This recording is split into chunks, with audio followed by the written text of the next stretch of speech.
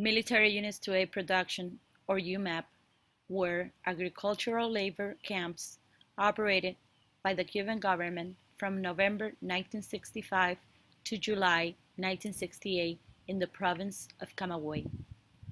The inmates of UMAP camps consisted of homosexual men, Jehovah's Witnesses, Seventh-day Adventists, Catholic and Protestant priests, intellectuals, farmers who resisted collectivization, as well as anyone else considered antisocial or counter-revolutionary.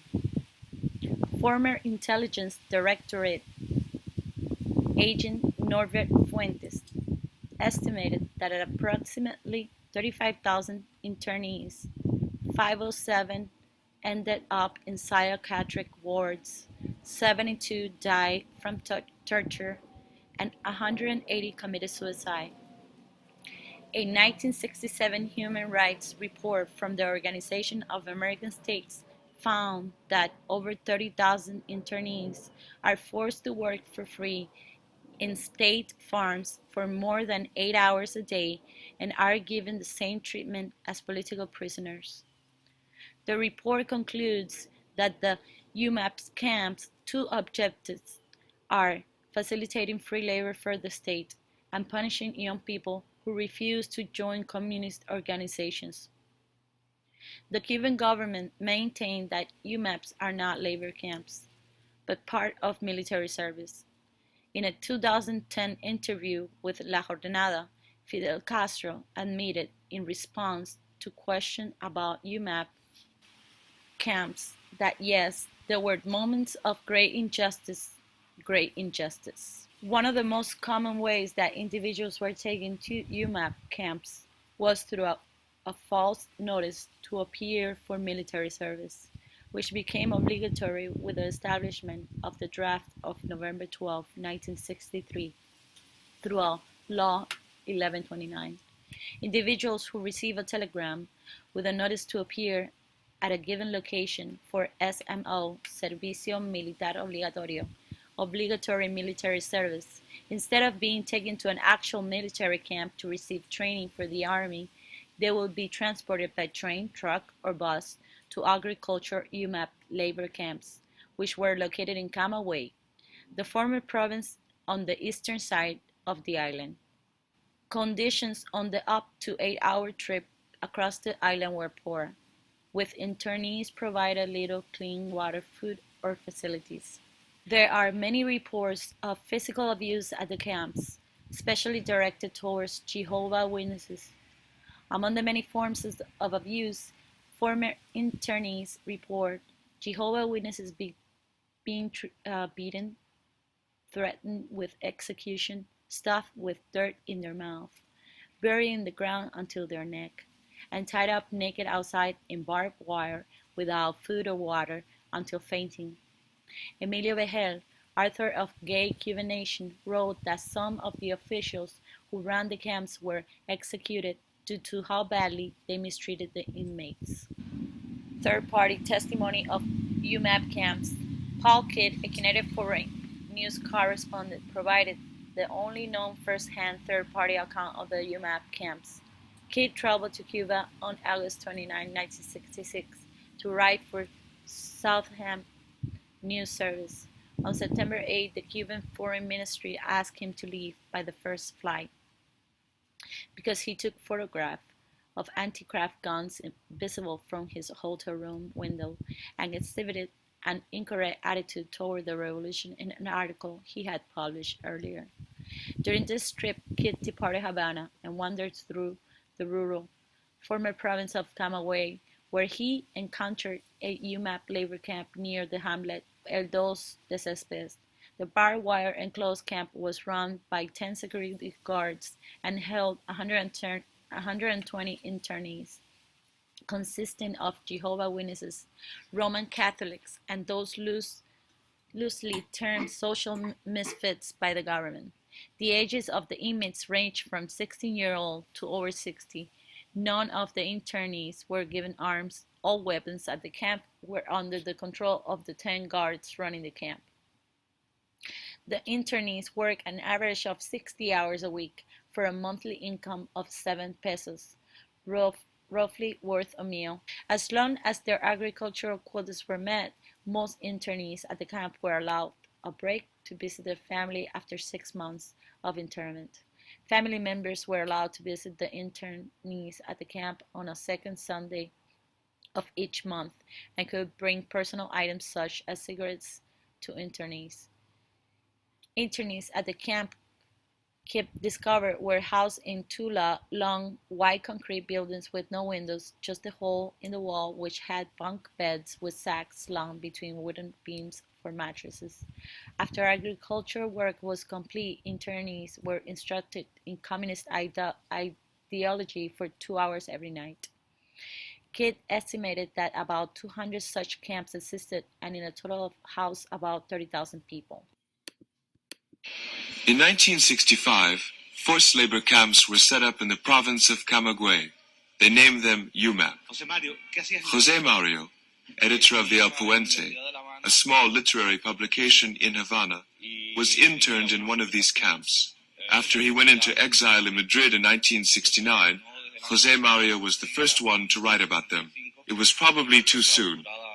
As had previously happened with Stalin's concentration camps, few people believed what he described. Esta publicación de esta pequeña revista de poesía y literatura, así como haciendo nuevamente ediciones El Puente y las ediciones La Gota de Agua.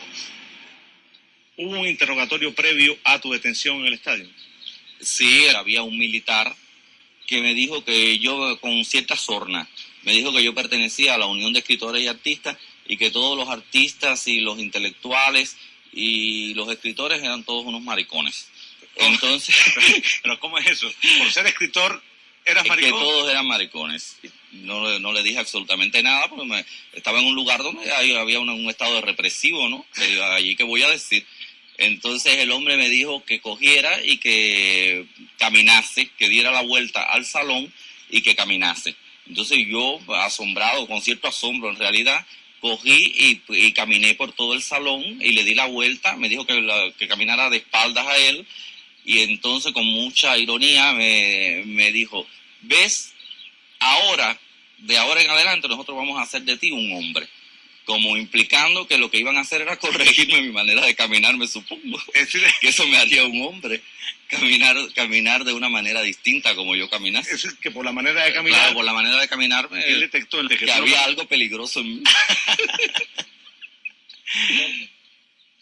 En realidad no tenía tiempo ni... Raphael de Palais was cast as a German in a play, and to add credibility to his role, he dyed his hair blonde. Ya aquel individuo que se tiñera el pelo consideraban ellos de que era... de que podía presentar rasgos de una conducta homosexual. Me presenté a ese llamado del servicio militar y aquello fue... UMAP son las siglas, la abreviatura de Unidades Militares de Ayuda a la Producción. Ellos llamaban a la gente, el gobierno llamaba a la gente como si fuera para el servicio militar. Pero entonces las personas que tenían fichas de la policía, que estaban fichadas en la policía, por ser no adeptos al gobierno o por ser distintas cosas, homosexuales o testigos de Jehová, cualquier religión que pertenecieran o algo, ellos la mandaban hacia esos campos y nadie sabía exactamente cómo eran esos campos. La gente creía que era un llamado de servicio militar, alguna gente decía que sí, que existían campos de concentración, pero nadie lo sabía en sí. Entonces nos citaron en La Habana, en un lugar que se llama el Jardín Botánico, un día al oscurecer, y salimos en unos ómnibus Leyland hacia la provincia de Camagüey. No sabíamos para dónde íbamos, ni nuestros familiares tampoco. El viaje de La Habana a Camagüey toma quizás 8 o 10 horas. Entonces no podíamos bajar del ómnibus, no podíamos llamar por teléfono a nuestros familiares, decirle a nadie dónde íbamos. O sea, íbamos en calidad de detenidos. Pues entonces entre las madres y entre los familiares se produjeron escenas de histeria y cuando los autobuses empezaron a salir del estadio, hubo gente que se tiraron, como esta señora que se tiró y se enganchó del autobús y hasta que el autobús la tiró. A mí me extrañó mucho estar en ese lugar porque yo no había sido fichado por nada, ni había tenido ningún problema, nunca había estado preso. Me extraña mucho. Pero después con el tiempo supe que en la casa de huéspedes que yo vivía en La Habana, en la calle de Estrella y Velascoín, había un individuo que hoy en día se encuentra en este país viviendo en Nueva York, que este individuo me había acusado para coger el cuarto que tenía en la casa de huéspedes porque un hermano de él era militar, del G2, tenía un gran cargo en el G2 en La Habana, y entonces me había mandado para allá para coger el cuarto. Los autobuses en el momento que nos montaron fueron precintados. O sea, prácticamente la parte de atrás fueron precintados. Entonces no nos dejaron bajar a hacer ningún tipo de necesidad ni nada. Entonces la gente se cagaba, se orinaba, hacía todos sus tipos de necesidades en la parte de atrás de los autobuses. Entonces durante toda la noche habían unos olores horribles. A veces parábamos en los pueblos y la gente pedía por las ventanas, las ventanillas, hacía señas para que le dieran agua porque no nos daban nada. El trato era malo desde el momento en que llegamos, por ejemplo, al estadio de, creo que era Minas o Lugareño, no sé, porque llegamos como a las 4 de la madrugada.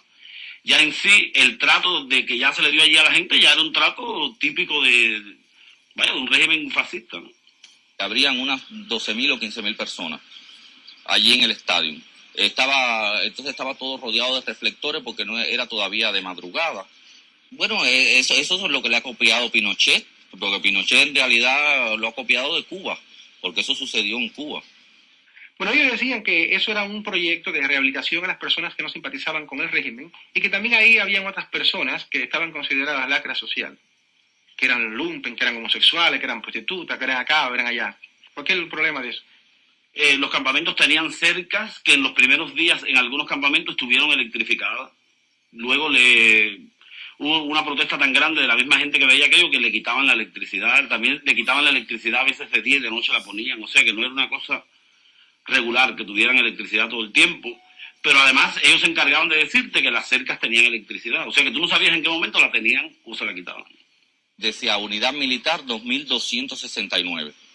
Y entonces tenía una pancarta enorme, un cartelón que decía: el trabajo os hará hombre, una frase de Lenin. Entonces fue que yo me acordé realmente de aquella frase que decía Salvatore Quasimodo, que estaba en la entrada en el campo de concentración de Auschwitz, que ponían: el trabajo os hará libres.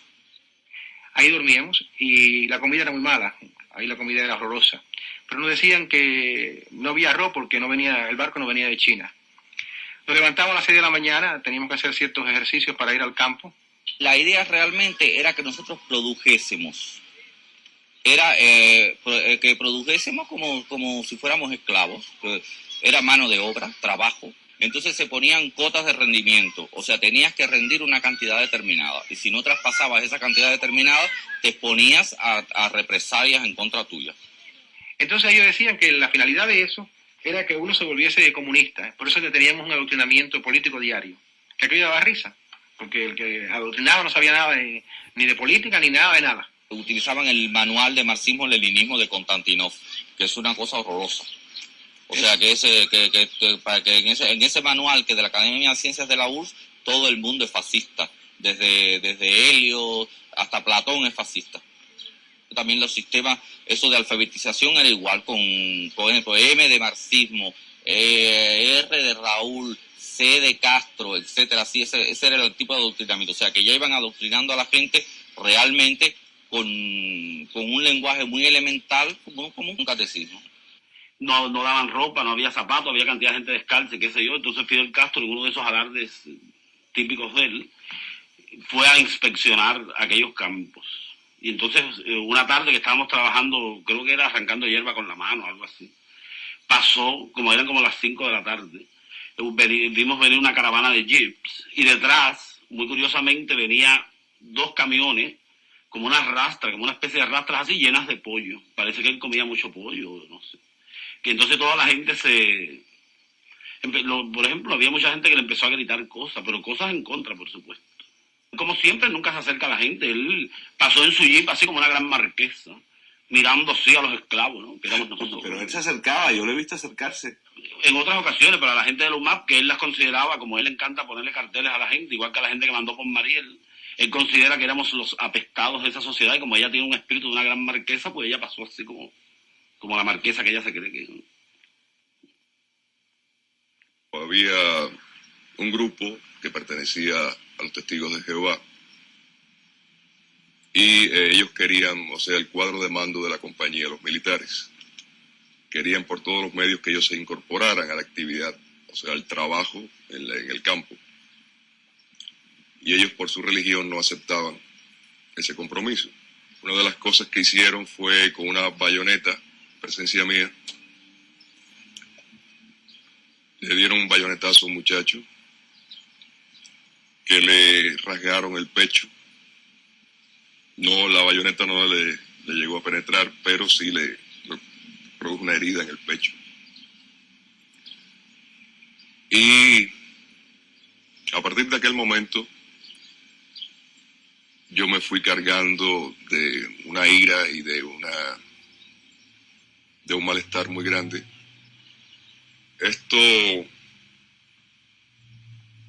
Las experiencias que yo tuve en la JUMAP fueron experiencias bastante amargas, fueron experiencias llenas de, en fin, no quisiera recordar mucho aquel tiempo. Yo no creo que haya mejorado. Allí nunca nada mejora ni nada de eso. Allí lo que hay es variaciones sobre un mismo tema, ¿no? Yo no creo que haya mejorado. As the UMAP camps were created, the Cuban Revolution became more oppressive. Then began a massive exodus of small businessmen, workers, and students.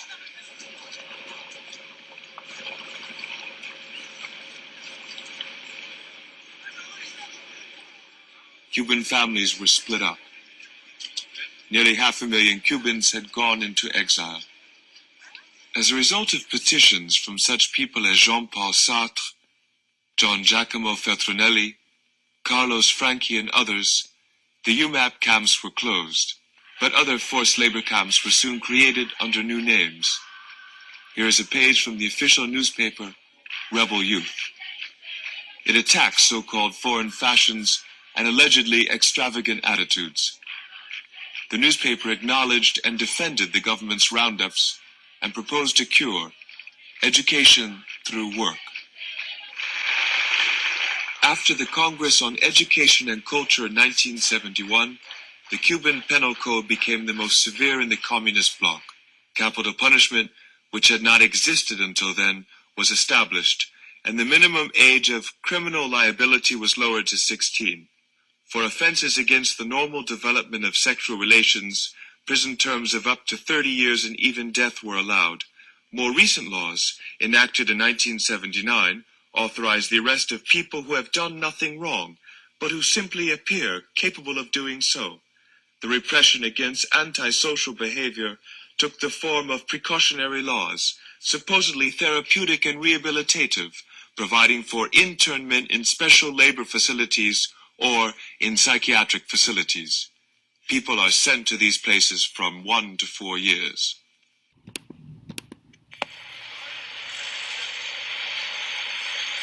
Jaime Belchas is a painter, but when these pictures were filmed, he was earning his living as an ice cream vendor on Broadway. He's been in New York for 4 years.